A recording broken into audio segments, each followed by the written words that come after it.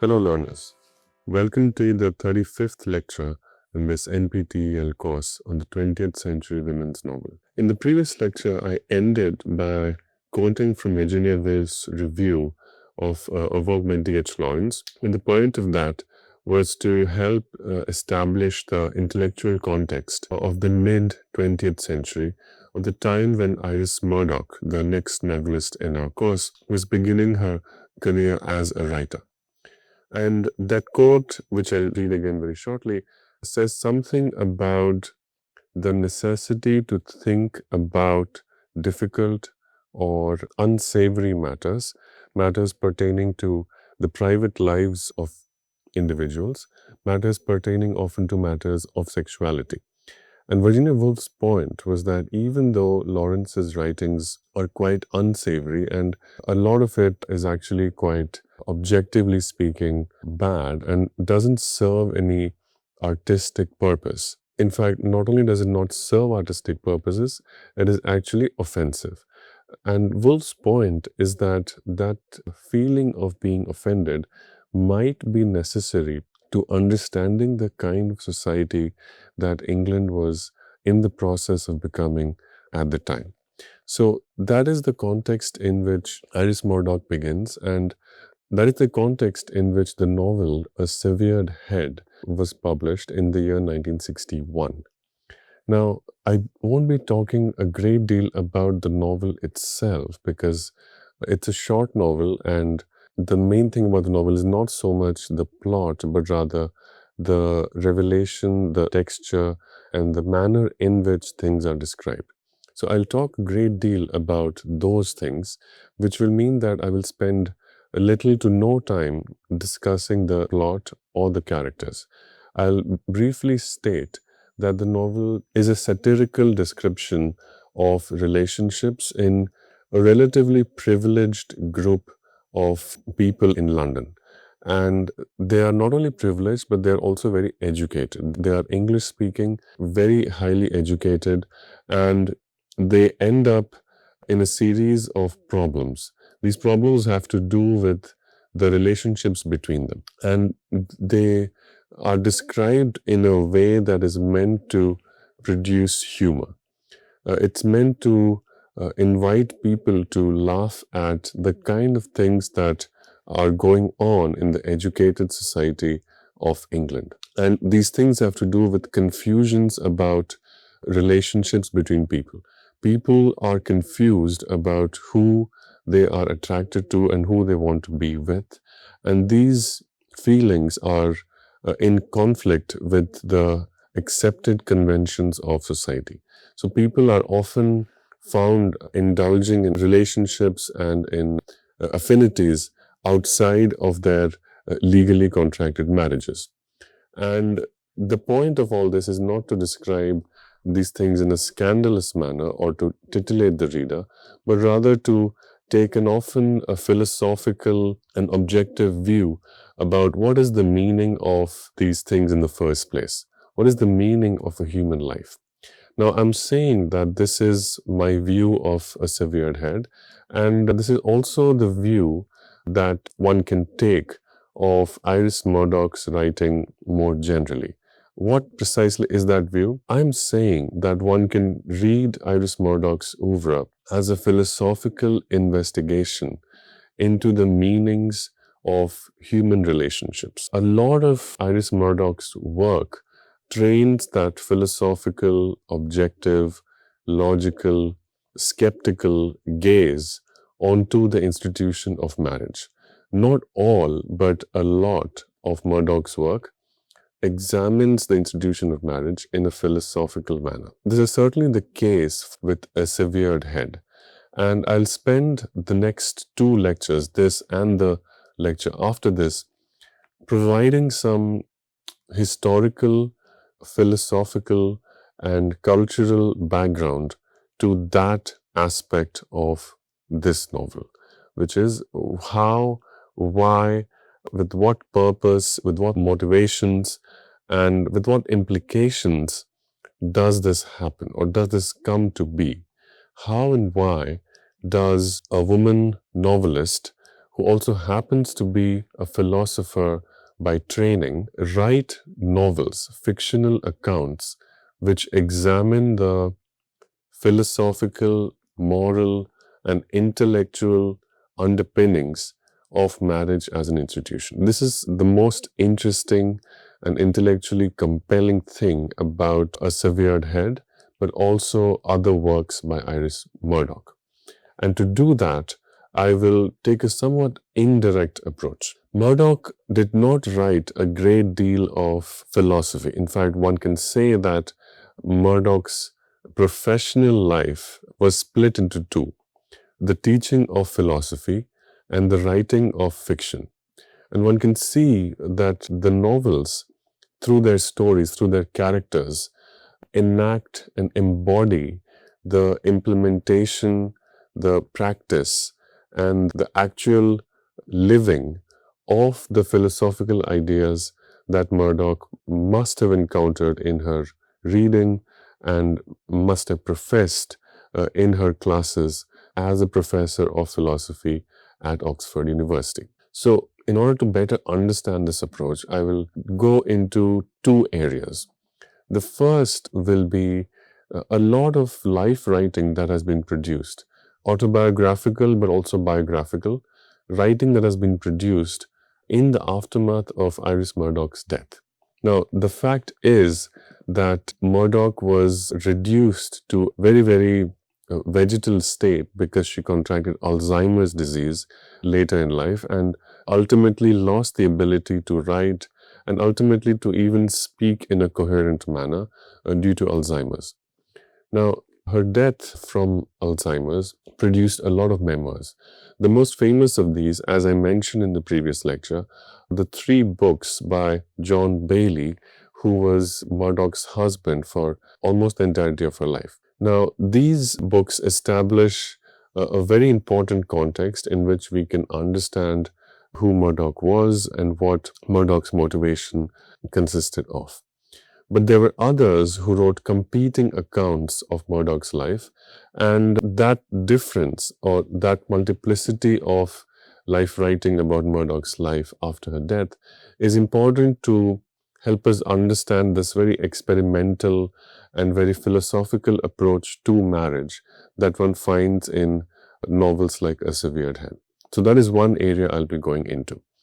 The second area that I'll be going into is somewhat unexpected and somewhat unconventional even for me, but as I was thinking about this novel and as I was thinking through the emotional terrain that this novel helps create, I was reminded of a contemporary philosopher who has, like Murdoch, not just written but gone further than writing and actually lived through and tested out in their own life the implications of this sort of a philosophical, skeptical, and searching and questioning attitude towards marriage, but not just marriage, towards all human endeavor, of which marriage happens to be one such human endeavor which is often not questioned. And the name of that philosopher is Agnes Callard, and who's a very important philosopher of our times, that is, in the 21st century.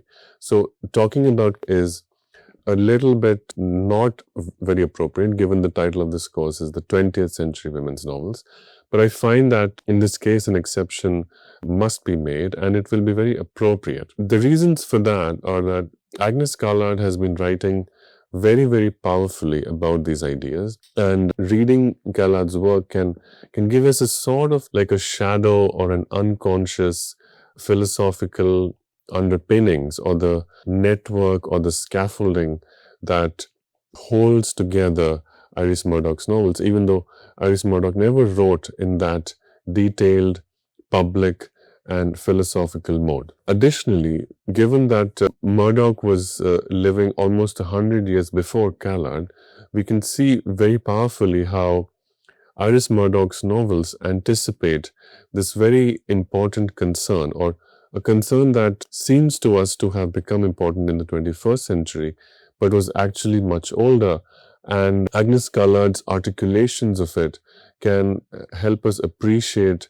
even more powerfully how Irish Murdoch's articulation of similar ideas took a very different form. So I'll switch back and forth between these two contexts, but I'm sure that it will provide a very rich background to understanding Irish Murdoch's fiction. So first, I want to say a little bit about the reception of A Severed Head. This novel begins with a case of infidelity, but that the knowledge of infidelity turns into a farce because it seems that fidelity itself is not what it was thought to be. So departure from the norm, if fidelity is the norm, then departures from that norm, infidelity, themselves do not appear to be shocking or painful, and in fact can only be seen as farcical and laughable. This is the premise of the novel. The novel was so widely received that contemporary writers, friends and colleagues of Murdoch began to imagine very powerful and rich parodies of this novel. In fact, most recently in a review essay in the London Review of Books, Colin Burrow almost coins a word and says that parodiability is an important test of a novelist because it says two things. First, it says that if a lot of people are parodying one novelist or even one novel by one novelist, it suggests that there might have been something wrong with the novelist. But the second and more important thing that Colin Burrow suggests is that parodiability says that the writer who is parodied repeatedly was trying out something so new and so powerful and was actually undertaking true and genuine innovation. It is because when something new is first tried out, it appears strange, weird, funny, and it invites this kind of ridicule. But ultimately, parodiability, therefore, must be studied as a testament to the courage, the innovation, and the daring of the original artist, of the artist who is parodied. So, A Severed Head was parodied a lot, and I'll just read from two very remarkable parodies. The first is the novelist Malcolm Bradbury's story called A Jaundiced View, and in this story, a character named Flavia sits beneath a dark and contingent cedar tree, her pet marmoset on her shoulder, her cap of auburn hair shining like burnished gold on her head. Flavia is in love with Hugo, Hugo is in love with Augustina, Augustina is in love with Fred, Fred is in love with Flavia, Moira is in love with Fred, and Alex is in love with Moira. So this series of one A in love with B, B in love with C, C in love with D, and so on, this train of relationships, almost like a mathematical chain or a sort of musical chairs, this train is what most readers capitalized on, and this link or this multiplicity of partners is something that most readers remember of A Severed Head, and it shows how something that might have been a daring philosophical experiment was reduced in the eyes of most contemporaries to a sort of joke or a kind of satire. Now, another novelist and writer, A.N. Wilson, imagines the Irish Murdoch version of Pride and Prejudice, and this one is extremely funny and will be interesting to readers who read Pride and Prejudice. In fact, even if readers haven't actually read Pride and Prejudice and have seen the films or know the stories, they'll be able to appreciate this very important moment of cultural reception. So in Ian Wilson's imagination of how Irish Murdoch would write Pride and Prejudice, Mr. Collins is an agonized atheist priest who's having an affair with Lady Catherine de Bourgh, and Lizzie discovers that Darcy is in love with Wickham, hence his intervention in Wickham's elopement with Lydia.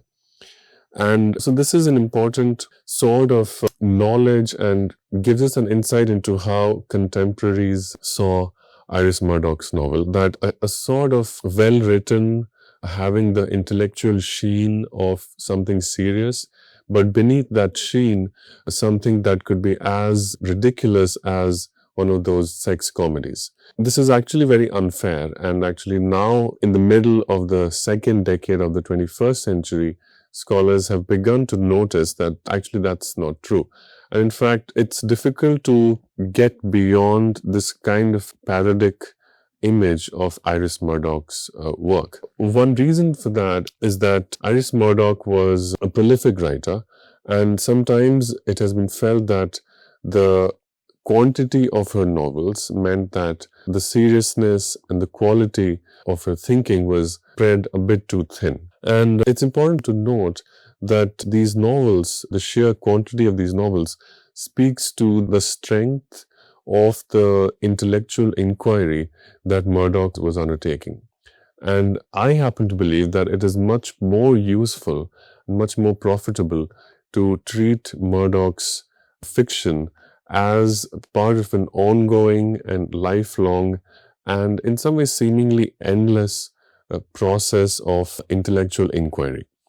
Now, there's one sentence in A Severed Head which I find to be very telling and which has triggered this very rich sort of philosophical inquiry in my own experience of reading the novel, and I'll just read that briefly. Irish Murdoch writes in A Severed Head, "In almost every marriage, there is a selfish and an unselfish part. A pattern is set up and soon becomes inflexible of one person always making the demands and one person always giving way."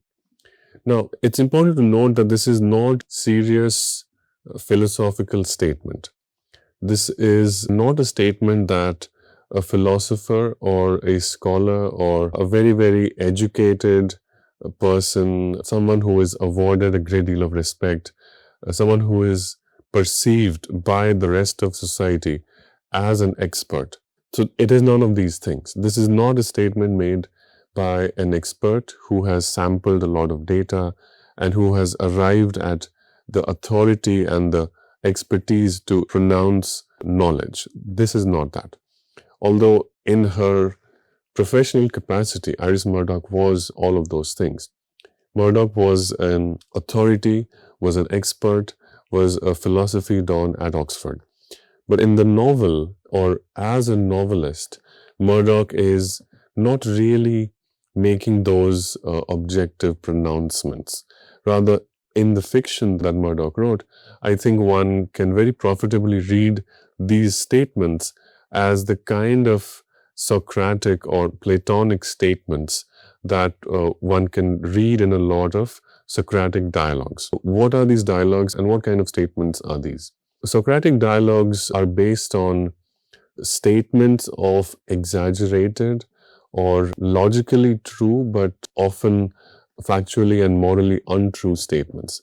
And the point of making these wild, logically true statements is to question the veracity or the logic of these statements. So often the Socratic dialogue will involve several philosophers making speculative but actually logically grounded statements, and other philosophers responding to those statements and questioning whether the logic that appears to inform a statement is in fact truly sound or whether it is only the appearance of logic.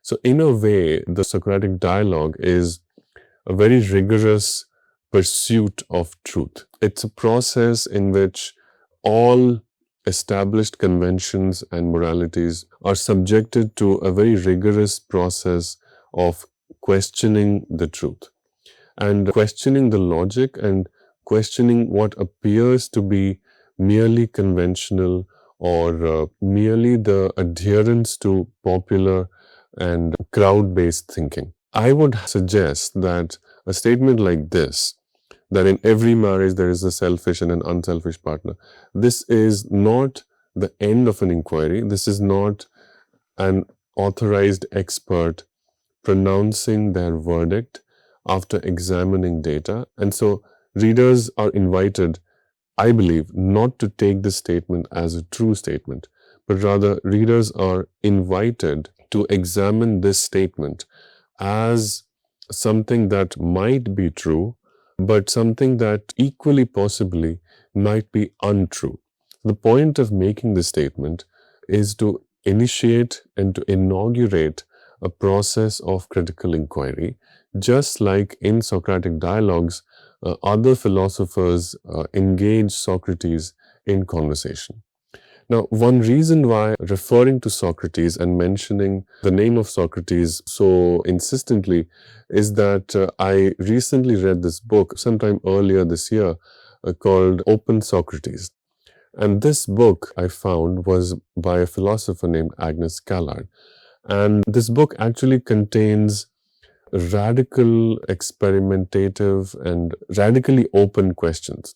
At one point, the writer of this book, the philosopher Agnes Callard, openly and very publicly subjects herself to a philosophical, skeptical inquiry. And not just herself, but some of her most private and most personal aspects. Specifically, the decision that Agnes Callard made at some point early in her career to get divorced from her husband and to enter into a relationship, eventually a marriage, with another man who at the time happened to be a graduate student of hers. So this is a very dangerous and potentially career-threatening sort of a move. But the point that Agnes Callard makes is that for her, it was not simply a personal decision. It was an occasion to think about the kind of philosopher, professional, and really to understand this very important idea.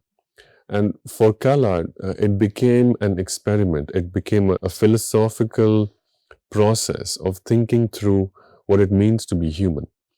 And the conclusion that Callard reached was that aspiration, or the ability to remake ourselves, the ability and the motivation to continuously keep improving ourselves, to try and live the best version of the lives that may be possible to us given the limits of our bodies and our mortalities. This realization that life was giving her an opportunity to live a better life, to be of greater service to people around her. This idea clarified itself to Agnes Callard when she was confronted with this decision whether to continue with her first marriage or to divorce her husband and to enter into a second relationship. And the story of how that happened and the story of how Agnes Callard thinks through that process, not just thinks through, but also writes about it and lectures and teaches it and presents a great deal of intellectual cogitation about this, is quite powerful and very powerfully reminds me of Irish Murdoch's oeuvre and the kind of intellectual energy that one finds in Irish Murdoch's novels. So it's quite easy to make fun of Irish Murdoch's novels. It's quite easy to treat them as sex comedies. And it has to be said, many male contemporary novelists have certainly done that. But I think it's more powerful and more profitable to treat Irish Murdoch's fiction as a sort of jumping off board, as an occasion to think about what it means to have a human identity, what it means to make choices, and what it means to have a relationship between two individuals. Agnes Murdoch never thought of herself as a feminist philosopher. In fact, the fiction that Murdoch wrote contains countless examples of behavior that would be considered quite offensive and quite violent if seen from a feminist perspective. Rather, the point that I think Murdoch's fiction makes is that philosophy does not need a label and does not need to be identified as feminist philosophy in order to very powerfully stage the conflicts that modern life brings about or produces. And the signs are all there. Readers can easily deduce for themselves how much of the conflicts that are staged in Murdoch's fiction apply more powerfully to women than to men.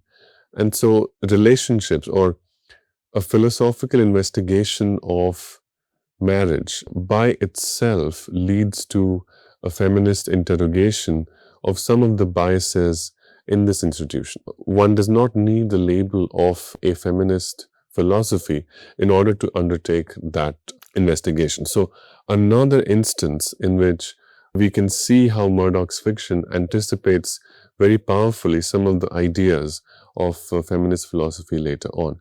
Then again, it's difficult to reconcile Murdoch's intellectual figure with feminist philosophy because of the reputation and the aura that has come to be attached to Murdoch. So the first idea that I want to reflect on, and I'll get this from John Bailey's life, is that of an identity. Iris Murdoch frequently wrote that she did not have an identity.